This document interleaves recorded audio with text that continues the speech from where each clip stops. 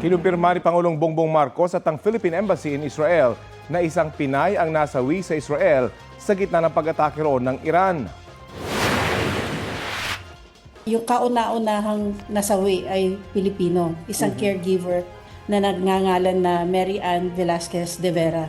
Hinahatid niya pero unfortunately dahil on the way nadaganan sila nung impact ng missile.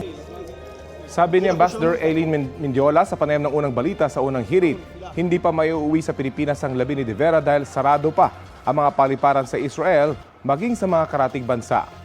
Pinag-aaralan na raw nila ang mga paraan para mapabilis ang prosesong ito, pati ang pagpapauwi sa asawa ni De Vera na nagtatrabaho rin sa Israel.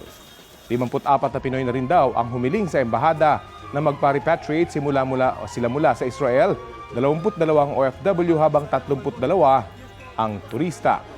Tinitingnan daw ng embahada ang pagdaan muna sa Egypt ng mga pauwing Pinoy. Pero delikado pa raw ito dahil mahaba ang biyahe at may mga military base na daraanan.